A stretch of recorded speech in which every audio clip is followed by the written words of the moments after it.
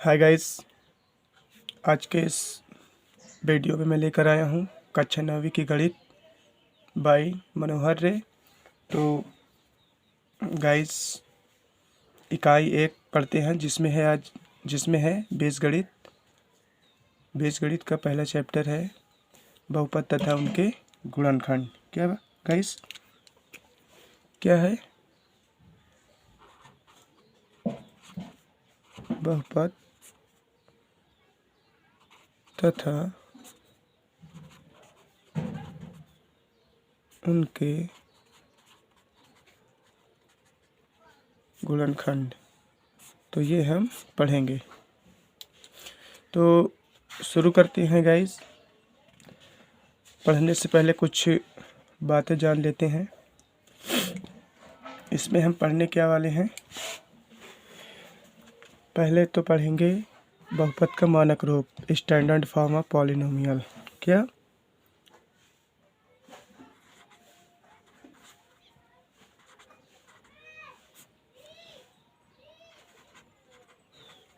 कक्षा 9 बहुपद का मानक रूप, जिसे बोलते हैं इंग्लिश में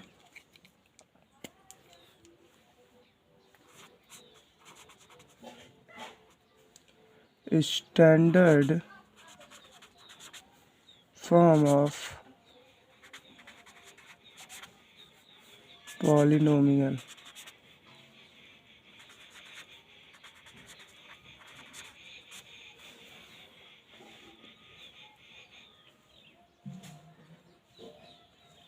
तो सो गाइस, इसमें हम क्या क्या पढ़ सकते हैं? पहला पढ़ेंगे बहुपदों का अवरोही या आरोही क्रम।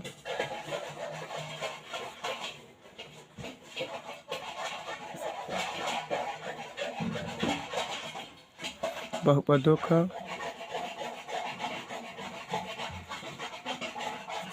अवरोही या आरोही क्रम।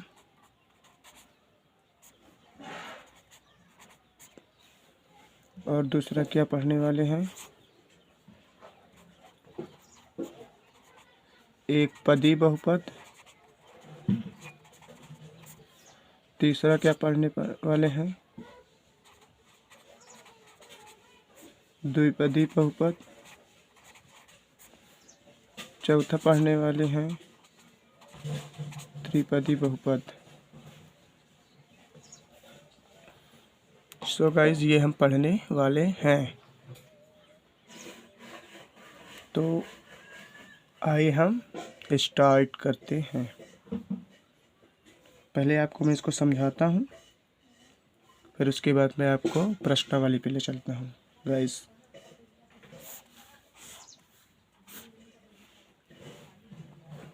ध्यान दीजिएगा। देखिए क्या होता है अवरोही और आरोही क्रम।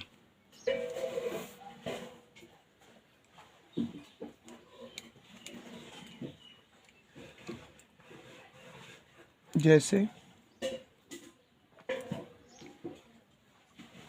पहला क्वेश्चन दे दिया गया, x square plus 5x minus 2y plus 5। दूसरा दे दिया गया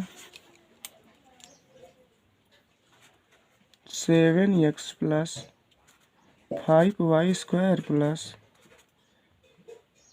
3x प्लस 8y क्यूब।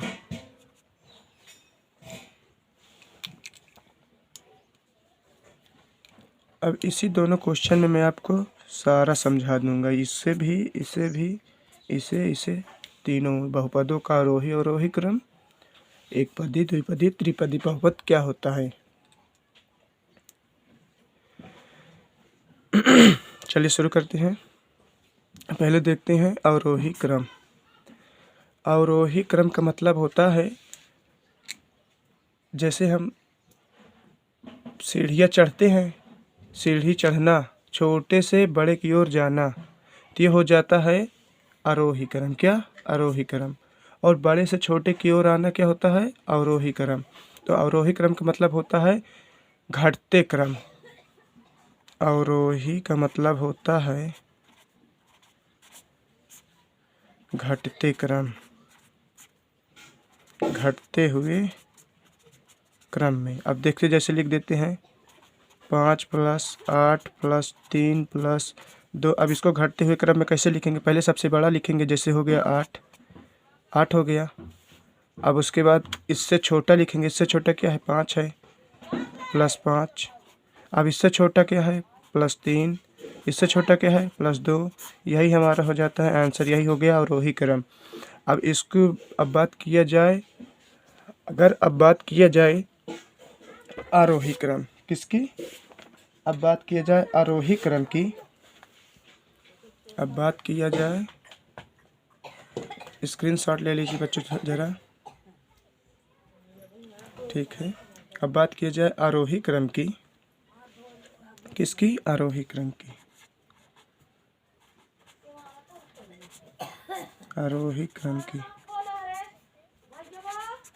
तो इसमें क्या होता है बच्चों? देखिए उसी को यदि हम ले लिए 5 + 8 + 3 + 2, तो इसमें क्या हम लिखते हैं? पहले सबसे छोटी संख्या लिखते हैं, जैसे 2, फिर उससे बड़ी 3, फिर इससे बड़ी 5, फिर इससे बड़ी 8। इसमें स्टैंडर्ड देखिए क्या चला है कि इधर छोटे से बड़ी की ओर जा रहा है और यहाँ देखिए बड़े से छोटे की ओर जा रहा है। तो ये अवरोही का मतलब होता है, अवरोही का मतलब होता है कि घटते क्रम, और आरोही का मतलब होता है बढ़ते क्रम। तो गाइस आप ये समझ गए होंगे। तो आइए हम अब देखते हैं एक पदी बहुपद क्या होता है। एक पदी बहुपद।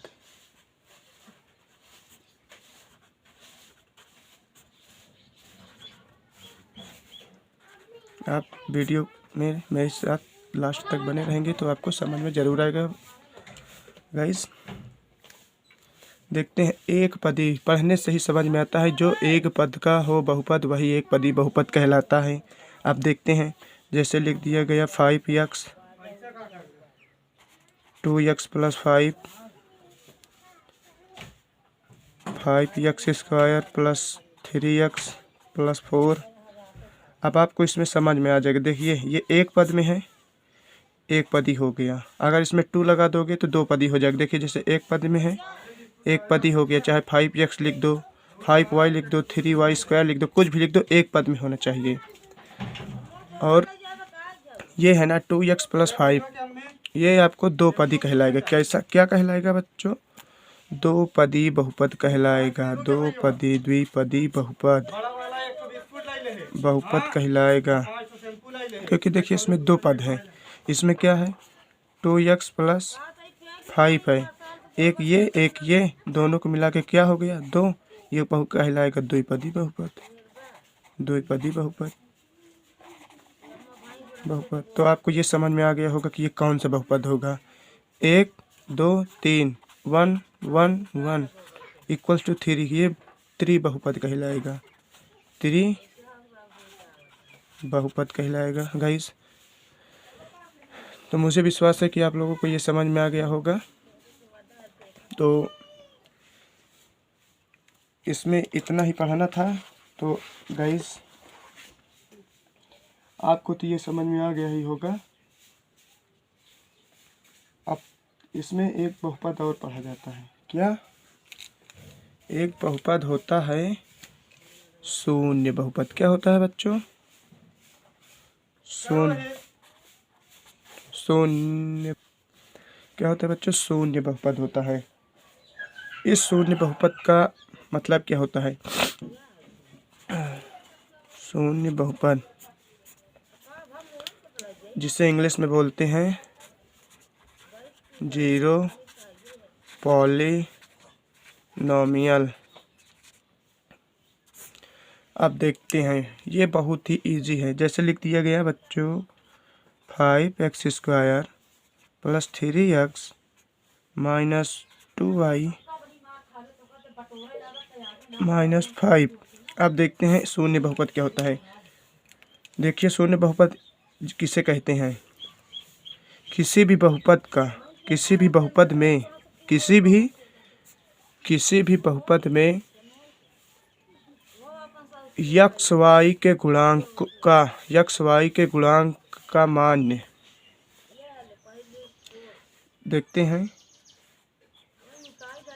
यदि किसी बहुपद में x y का गुणांक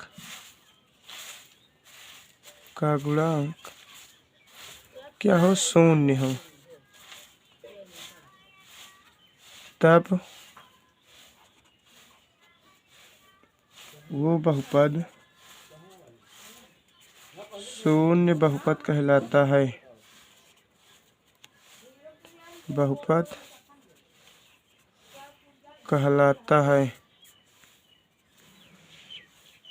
तो देखते हैं क्या शून्य बहुपद। देखिए जैसे इसका गुणांक ये हो गया तो ये शून्य हो जाए। अब इसका गुणांक ये हो गया तो ये शून्य हो जाए। अब y का गुणांक ये हो गया तो ये शून्य हो जाए। और ये अचर पद भी शून्य हो जाए, ये भी शून्य हो जाए। ये कहलाता है शून्य बहुपद। तो सो गाइस, वीडियो यहीं तक समाप्त होता है। वीडियो अच्छी लगी तो शेयर कमेंट लाइक करिएगा। और इसी वीडियो के डिस्क्रिप्शन बॉक्स में आपको पार्ट 2 मिल जाएगा। तो मैं चलता हूँ आगे की ओर, क्योंकि वीडियो और भी बनाना है बच्चों, तो आप देख लीजिएगा। जय हिंद।